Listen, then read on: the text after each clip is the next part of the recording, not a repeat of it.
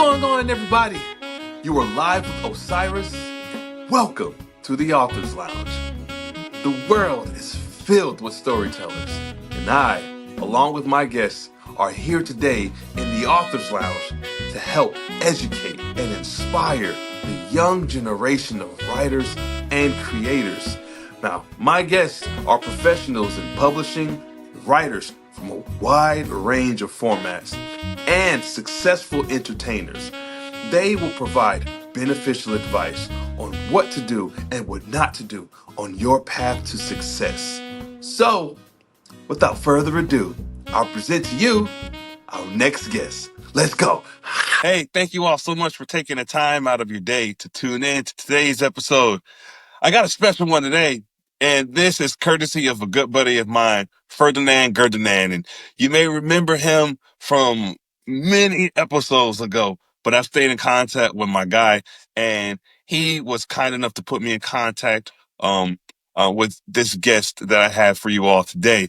And so her last name is hard to pronounce for me, so I will do my best to not mess up her first name. But our guest she is an author, she is a screenwriter, she is an editor, a writer all around, has extensive experience in the field of editing. This editing is not limited to editorials, pieces for writing, but also includes illustration and in the creative aspects as well. So we'll definitely dive into that.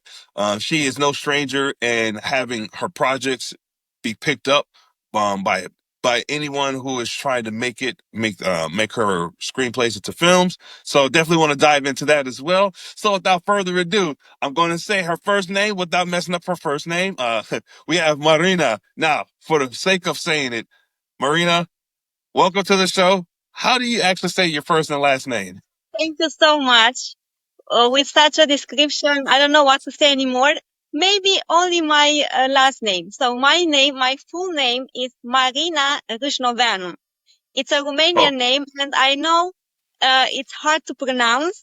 And I promised you that if I'm going to be famous on Hollywood, I'm going to change it a little bit. Like, I don't know. oh, very nice. Yeah. We'll think about that. And first of all, let me thank you as well for inviting me to your podcast. Yeah, of course. No, it's a pleasure. Thank you so much. Thank you so much. Soon as you let me know, hey, I'm free. I'm available this weekend and next. I'm like, well, let me The see. next day, even the I'm like, next yeah. day. Yeah, Yes, thank you let's so just much. do it tomorrow. Yep, send me all your information. Let's just do it tomorrow. And Yes, so I'm really grateful for that. And to me, it's like, hey, duty calls. Whether I'm on 7 hours of sleep or 1 hour of rest, let's just do it. I think the message is much bigger than myself, and being able to cultivate a culture like such as this one, where we get creators of all entities that come to spread their love and their knowledge for what they do, while at the same time educating people and inspiring them. So it's no different with you, Marina. So thank you so as I much. Thank mentioned, you so much. Thank you so of much. yeah, no, of course. And this is wonderful. So my first thing I got to ask you, first question, and it's directly tied with you being a screenwriter. I understand writing books and writing screenplays to be significantly different, kind of the same when you think about you're telling a story, but the scripts are a little different in terms of how you put it together versus a book. Because you've written a book and because you've written books and you've written screenplays, what's the biggest difference between the two that you have experienced?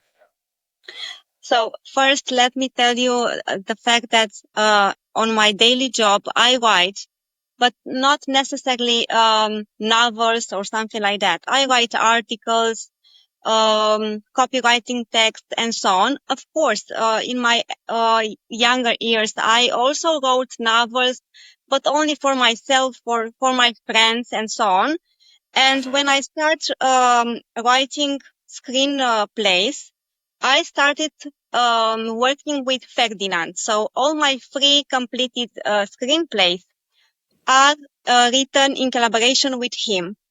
And as you asked, what's the difference? I think the difference is the way you organize yourself. Of course, screenplays have a different structure.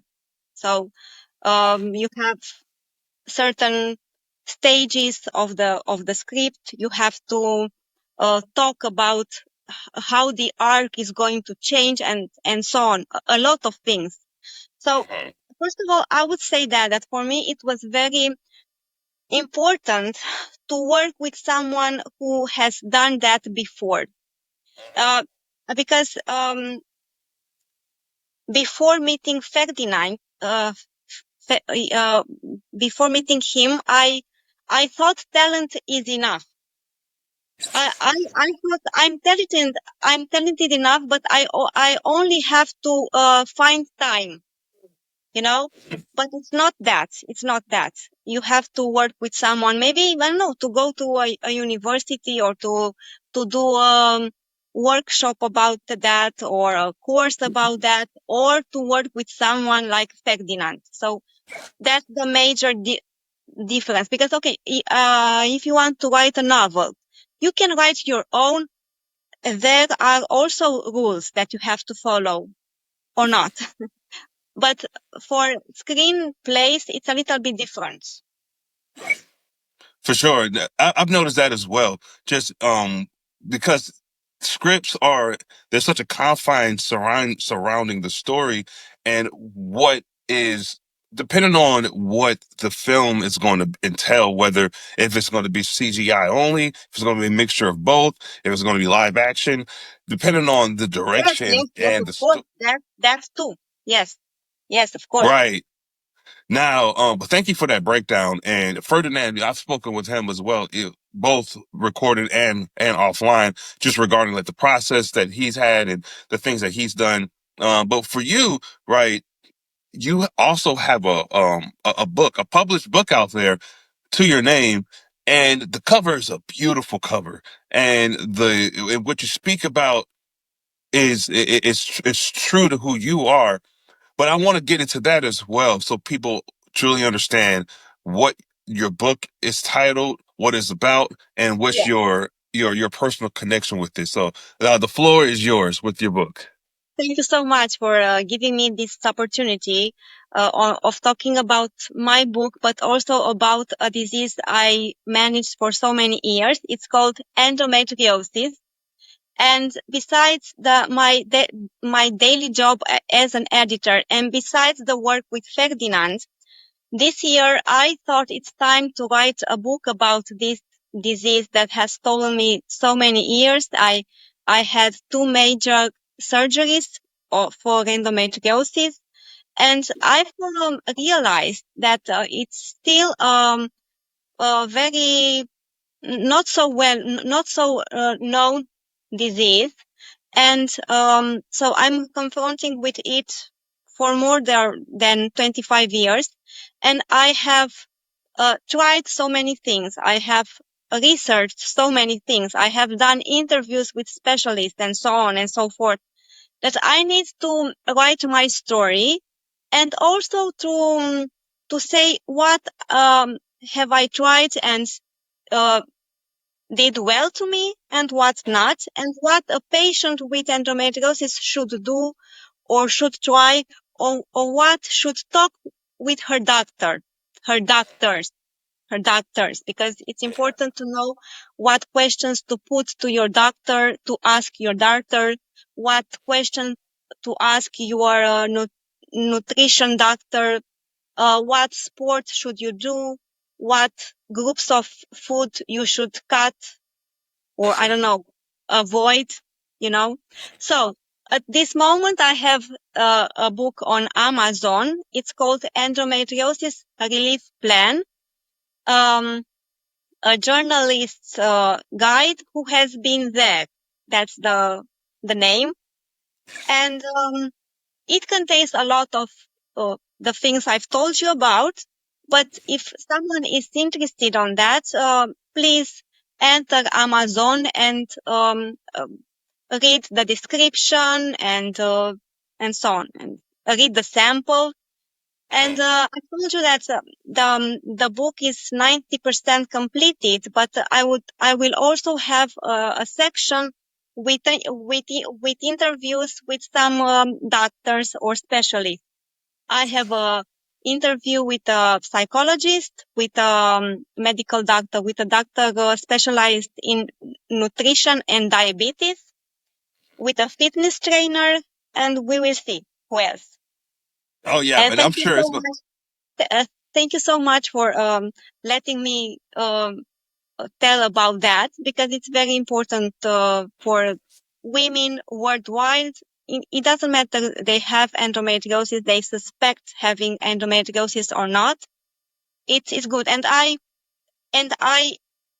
encourage all people who have been through a disease or a problem to tell their story, because I hear a lot.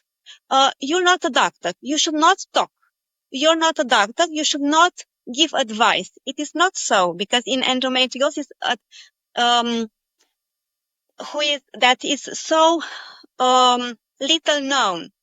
We, the patient, experience a lot. We read a lot, because we go to doctor, and many years the doctors have told me I don't have anything wrong or major, you know.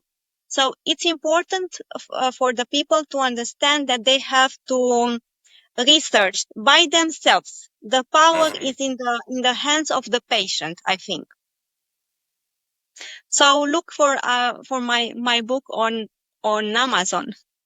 Of course, yep, and I will make sure that the link to the description, well, the Well, link thank you so to much. your Thank you so book. much. Uh-huh. Of course. Yeah. The link for your book will be in the description of this video and and the audio version of it as well. So thank you for breaking that down. I think it's important for people to be able to distinguish the difference between you being a screenwriter and you being an author. It's two different forms of art, even though the concept is the same when it comes to telling a story. Speaking of which, right, aside from you actually, being a storyteller, writing movies and writing books, I want to talk a bit about your editing side as well, because that is key, quite pivotal in a time where people are going and using editing softwares, such as, for example, Grammarly being one of the bigger ones, at least here in America, where people use Grammarly to help themselves fix the grammar and saves a bit of money in their pocket for going out and hiring an actual human being who specializes in editing. For you as an editor, how do you how do you find a balance, right, in between, or not a balance, but how do you, I guess, counter people who would normally go to you or go to someone in your profession, right, before this conglomerate of editing ChatGPT. softwares became a thing, pretty much taking people's jobs, um, um, versus like now? Have you run into any sort of issues because people can go and pretty much download a software that can edit it for them? So my job implies writing articles, text, doing translations, posting on social media, writing advertorials, and so on. And I'm not scared of this AI revolution, because I have realized something very important, that ChatGPT can be a very important and powerful tool if you, as an editor or a writer, know how to use it. And I don't think anyone can use ChatGPT as an editor if he or she that doesn't have skills towards this field. So, for example, okay, now at my job, first of all, I have to tell you that um, your boss, the boss, has to be very open-minded about that. Not to be something like, oh, we have ChatGPT now, we don't need Marina anymore, or we don't need, I don't know, someone else. I can write my own stories. I can write my own text, Facebook text. I can write my own landing page. No, no. The boss um, has to be aware of the fact that that's a tool, but he needs a specialist and he needs to respect that specialist. And fortunately, I have such boss and colleagues. You know, That's I great. have friends who don't have such boss, and it is important. And for them, ChatGPT is a stress now because of that. But if you have the environment or the boss that and colleagues at work who understands that you are still in charge. For example, on my job now, I do a lot of more things that I've done, I don't know, several months ago, Uh-huh. but it's much easier for me, you know, it's much easier for me. And if I have to write, an article about animals, I research before, you know, uh, Right. by myself or with the help of ChatGPT. If ChatGPT gives me five topics, I choose between them because I know what it would be okay. You know, then I tell ChatGPT to do a certain structure for that article. Then I read again the article and take out the parts that I feel they are too flower power and so on, you know. Yeah. So I do a lot of things, of other things. I know how to use it. It's not that, oh, would ChatGPT give me an article about that and that's it. I'm going to copy paste and that's all. And that's all. I'm not afraid of ChatGPT. I'm not afraid of AI. I think it's an important tool. Uh-huh. I've read many Facebook comments like, oh, ChatGPT also told me to cut one hand. What should I do? So ironic comments. I don't think ChatGPT would say that. So it's a thin limit. We should respect this tool we have. We should learn Yeah. how to use it. That's the difference. Absolutely. No, that's well said, Marina. Well said. And I would definitely agree with that regarding that you need to know how to use it. It's not as simple as, hey, Chat GPT, give me a topic on, I don't know, how to make baked potatoes. And I mean they're probably Yes. And oh, go ahead, go ahead. I would also want to add something that I'm not very much concerned on AI and screenwriting because I have seen that at least for now, ChatGPT is no good in writing stories or screenplays. No, That no, thought right I there. didn't like. I gave, I gave him, I say gave him. It's not a he or she, but it doesn't matter.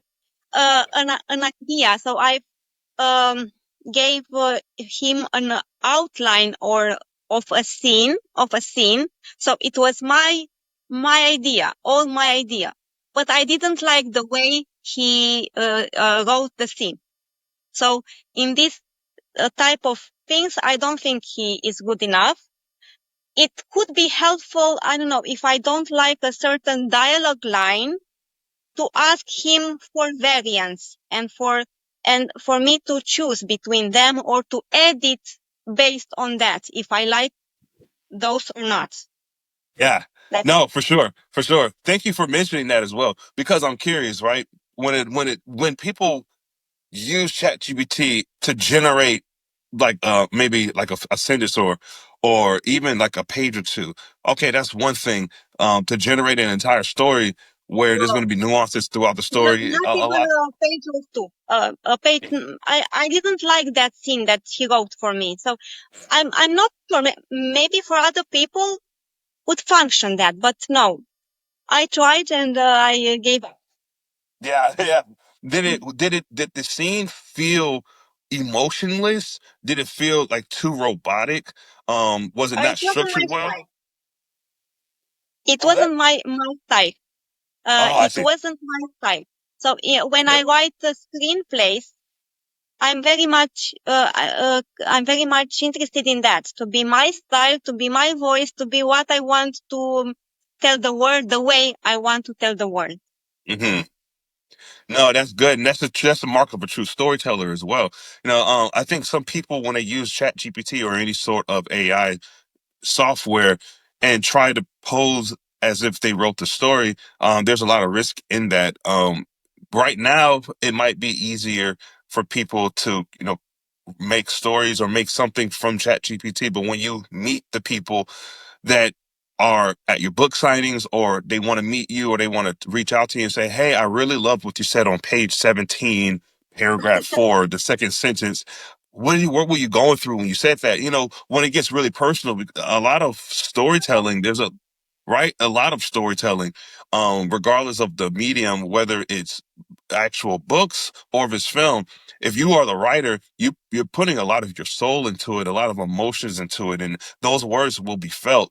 And if you didn't actually write the words and you're pretending like you did, and you have people out there who connect to your story, how can you genuinely go about telling people that, hey, yeah, I really felt this way, or this is what happened to me, um, from my experience and my own words when they weren't your own words? Yes, I do respect a ghostwriter, right? A person who's writing on behalf of the other person to capture their emotions and their feelings, because yes, maybe they're of not course, as of skilled a course. writer. Right, but an actual editing, a software like GPT to do it for you, and you pretend like you did it. That's the part where I don't agree with. Some people No, do it but differently, yeah, but I know that's not your case. That's just me thinking about stories that I've yes. heard, unfortunately. But back to you. So, aside from you knowing how to use Chat GPT, and recognizing that, it may be good for giving me some plot lines or some ideas to go off of for writing a story. Yeah, no, that's No, not the no, way. no, no, no, no. When I write screenplays, I don't want ChatGPT to give me ideas or topics, or because this come from me. I want to be my idea. So no, I think that on this side of screenplays, ChatGPT would help me. I told you, if some line doesn't sound native enough, because English is not my mother tongue, I'm not a native speaker. So, and I have a friend that wrote a novel, a very good novel. She translated it in English with her knowledge, but also with ChatGPT help. And one publisher or one editor, literally an agent, told her that you can tell that she's not a native speaker. So it can be a barrier for us. For sure. For sure. What was the struggle like for you? I know you had mentioned English is not your primary language, right? When you wrote your book, that book that you have out, oh, good, and I don't want to botch the name. Endometriosis. Yes, Endometriosis. endometriosis. Is it written in Romanian? No, Is that the way? it's written in English, but for translations, I used ChatGPT, of course. Yeah, for sure. How accurate was the translations, by the way? Um, of course, I read it. I read it again and I edit.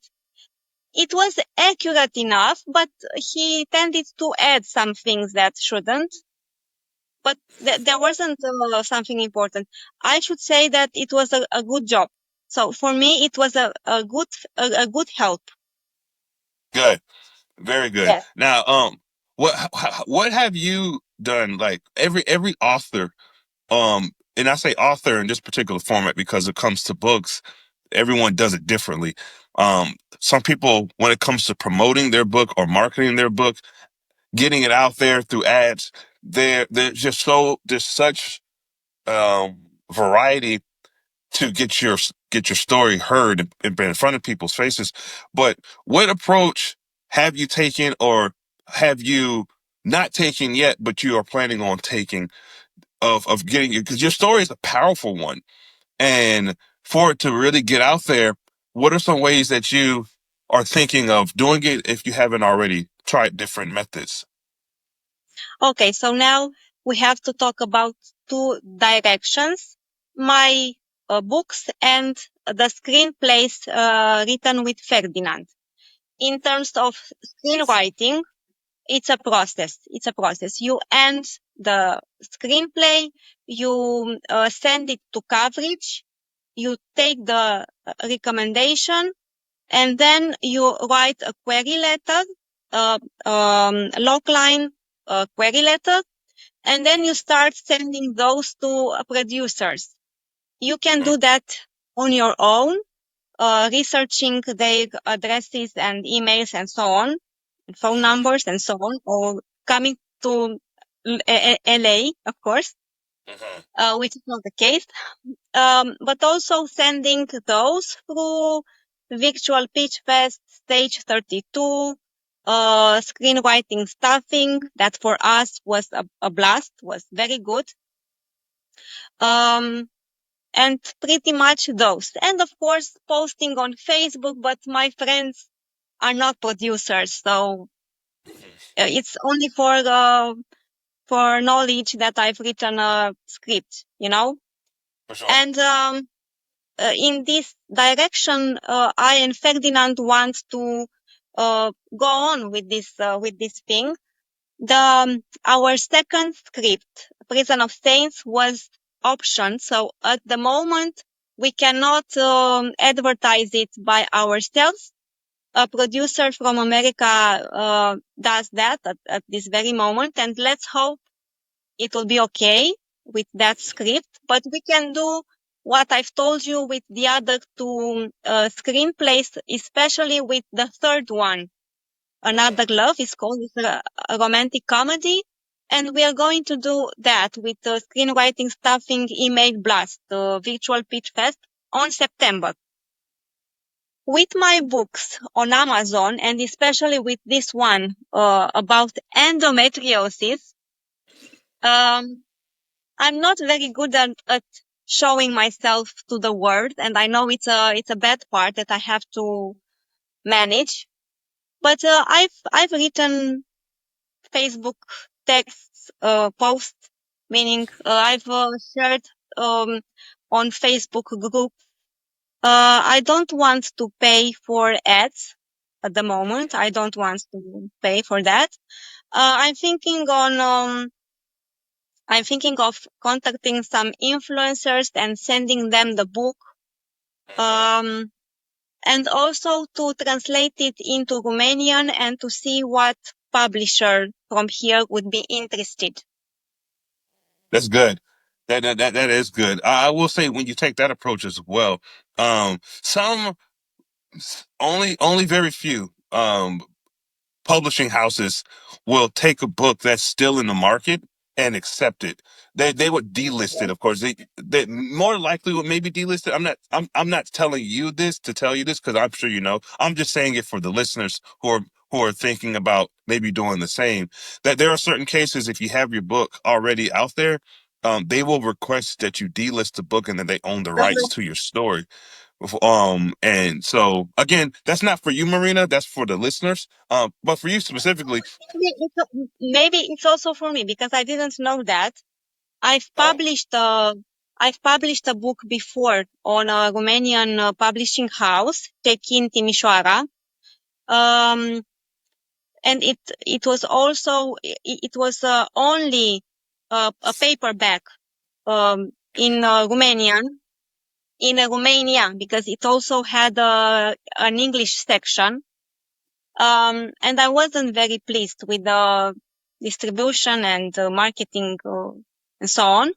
But I would need only a platform that would translate my book and sell it, you know, because for at this moment people can order the book through Amazon on an ebook, but also paperback, you know.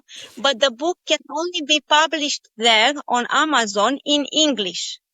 So the patients or the people that are interested, who are interested in the book and don't know English, they don't have what to do. So I need in Romanian, to be in Romanian. But I will see. I will find a solution. I will talk to someone. Sure. Yeah, but there's plenty of resources out there as well. When marketing books, it's interesting because like just with me and knowing about branding as an author or branding in general, I think the most important piece in this all is to really treat yourself as the brand, and allowing people to learn and things of who you are. It's really difficult for introverts in this particular manner, because introverts do not want to be seen. They don't want to be seen. They don't want to be bothered. I just want to write this and push it out in the way that I would like, and I don't have to do anything. So like, Yes, are you an introvert or an extrovert? I want to publish the book or the screenplay to take the money and not to be seen. Yeah, no, for sure, for sure. Now, for you, are you an introvert, or I'm getting introvert vibes, but are you an introvert or an extrovert? I think I'm a mixed one. With the right people, I'm an extrovert. So with my friends and dear people, I'm talkative. So I wouldn't say that I'm introvert, but for example, with this book of endometriosis, I'm thinking that I have to organize a launching event, when I should talk in front of people, I'm terrified with it. So Tell me about it. No, I get, I get that for sure. Oh, good. It's and the crazy part is it's your book. It's your book. It's your words. Like, why should I be nervous about my own stuff? But it's like, oh, good yes, yes. gracious, the spotlight is on me, But and I know it's a process, and I know it's a step that I have to do forward, um, for myself, because I trust in myself. I trust in my talent, in my book, in what I have said there, and it's okay. It's okay. I love that. You have to trust in yourself. Just believe in yourself and trust in your talents, and then the rest will follow. Well, hey, Marina, I appreciate what you've been saying. So I'm before I let you go, I gotta ask one other question, right? For anybody, right, who is wanting to get their foot into the door, whether they want to be an editor or a writer, somebody in the creative space, and they are scared to do it, what would you say to them? He or she, um, or they, them, I want to acknowledge everyone that want to do it too. Okay. What I would say to my younger self, because I'm 42 now, and I would have wanted someone to tell me that at 20. And I also have a dear niece that also writes and wants to be an author or an influencer. She says that. I would say that, um, first of all, you have to write. Whatever your heart desires or whatever your heart feels that is important, you have to write, and you have to decide, not quickly if you are a child or a teenager, but quickly enough, what do you want to write? And do some studies or work with someone in the field.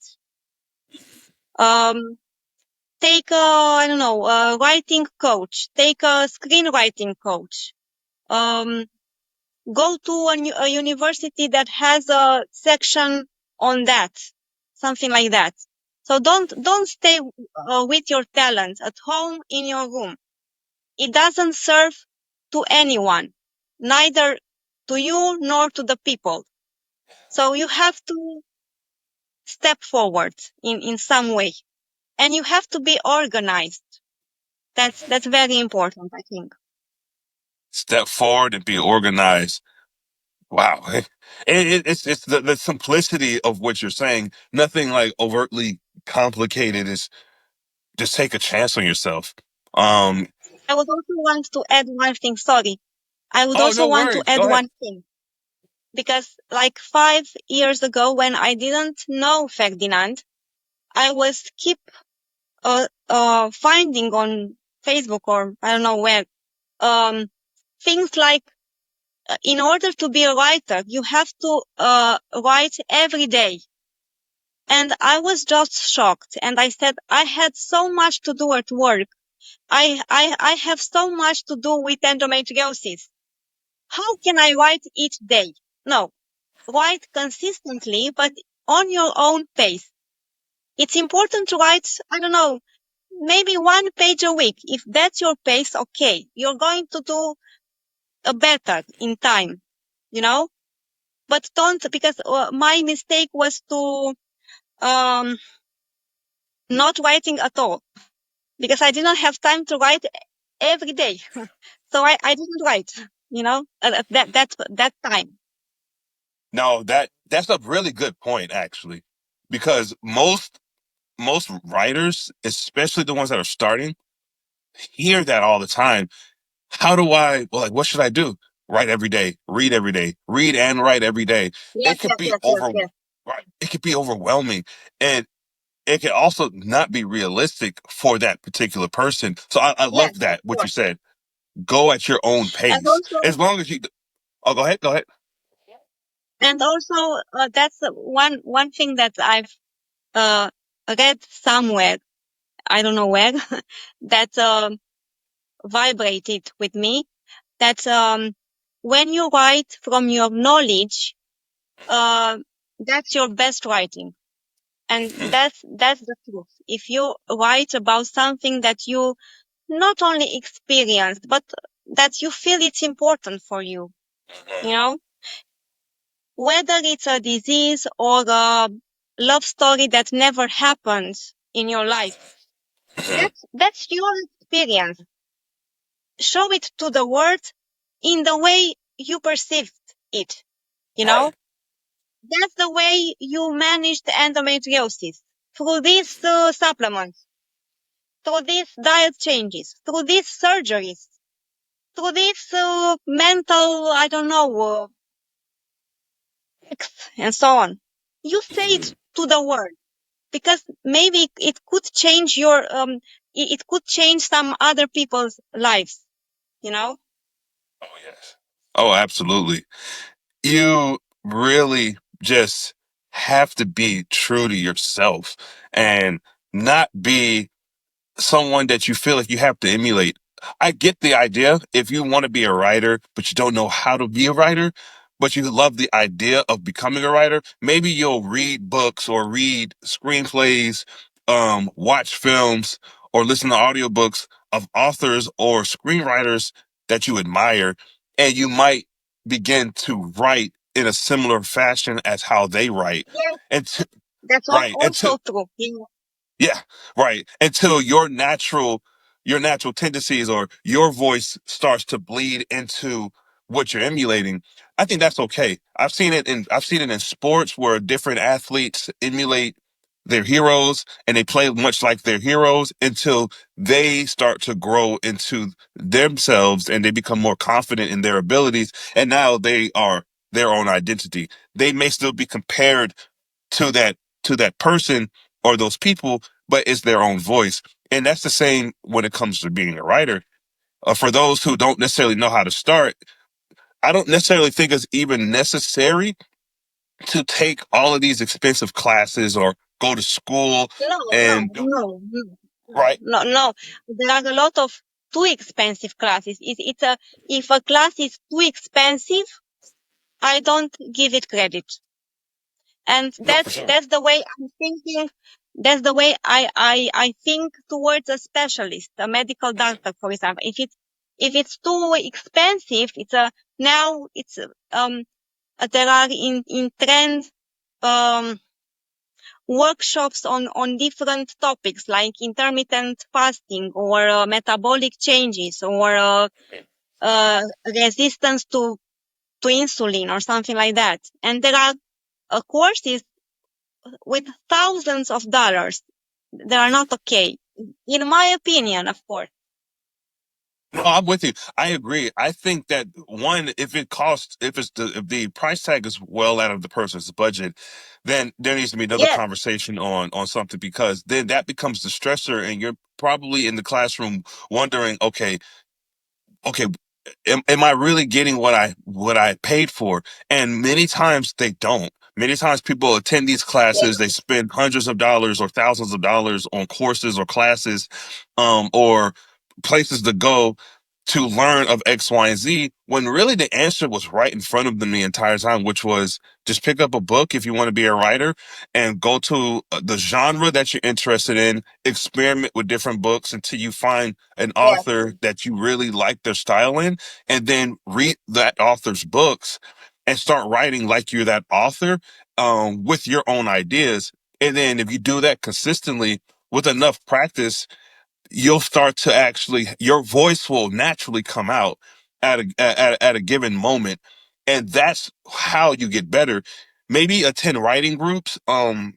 Maybe, I don't know, research writing groups, but definitely go out and just meeting people. I think me, like how I did it, I didn't go to a school for. I've been a writer since I was a kid, but when I started doing it professionally, I started to write like authors that I adored, and then I started to go through and met different editors and did different networking events, and then I started to meet other people who were much like myself, meaning other writers and other authors, and then it was built organically. Some people, there's no right or wrong way to do it. I just don't encourage people to spend a ton of money to do something where they could learn it on their own for free. I don't know how you feel about that. you are right. My own struggle was with the schedule. So my struggle was that I didn't have someone to check on me. It sounds bad, I know, but I had so many things to do on on my health, on my job, on my personal life. And for me, I think the best decision was to work with Ferdinand, because I knew on Tuesday I had a session with Ferdinand. Okay, I have to write. Till then, I don't know how many pages, you know? So it might be a brother or a cousin or a teacher, someone. That's one other thing that I want to say, that I think it's important, especially for children and teenagers, to have mentors, Absolutely. who see their talent, their gift, and guide them, you know. Absolutely.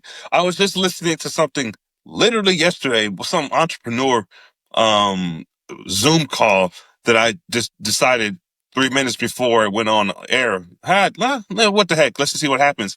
But they talked about that as well. And I hear that all the time, is you need a mentor. You just Yes, need a mentor. You need somebody who can help you, somebody who's done it. Like, would you take marital advice from somebody who's never been married? You know, or would you take advice on how to be rich from somebody who's never been rich? You know, it's the same idea when it comes to being in this space. Like, I think you can be a writer, and like, I think anybody can be whatever they would like to. They can stamp the title on it, but are you really truly that? You know, there's prerequisites for certain career fields that you have to get into, but at the end of it all, it would be at the person's benefit to really find a mentor within that field that they are interested in. yes. And you can get all the better with that, you know. But now, you had a lot of great stuff to say. Um, Hey, before I let you go, you have any closing remarks?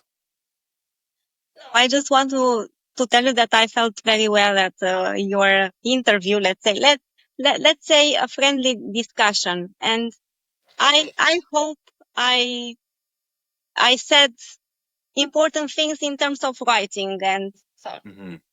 Oh no, you said a plenty of great things throughout the course of this, and I think Ferdinand is going to be very proud when I tell him, "Hey, I finally had Marina on the show, and she freaking knocked it out of the park."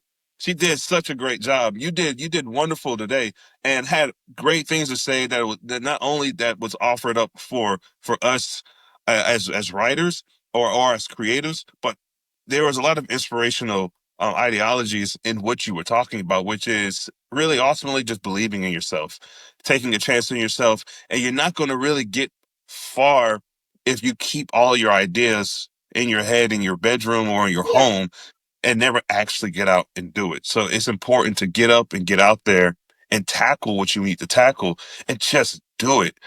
Just do it. Um, but you did wonderful. You did wonderful. Thank you so much for coming thank you on. so much. Thank you so much. Thank you so much. Yeah, no, it was great. I'm looking forward to hearing about your stories and The continuing to same, the stay in same. touch. Thank you. Well, hey everyone. That's one more. Go ahead. I was just saying that I'm going to call you when the movie that is now optioned is going to be produced, and we are going to do another interview then with Oh yeah, Ferdinand by our side. Okay? yeah. Let's do it. Yeah, I would love that. I've been waiting to get Ferdinand back It's on. a deal. It's a deal now. It's a deal. Okay, we'll let him know. Hey, Ferdinand, you're coming back, man. So he doesn't know yet, but I'm sure he'll be more than happy to. He's a good friend of mine too. So thank you. Hey, Marina, you were wonderful. And Ferdinand, thank you, man, for connecting us. And I'm looking forward to the sequel when all three of us are together. And that's all I got for you all. So thank you all so much for taking the time out of your day to tune in to today's episode. You're live with Osiris and Marina. You all take care. I'll catch you next time.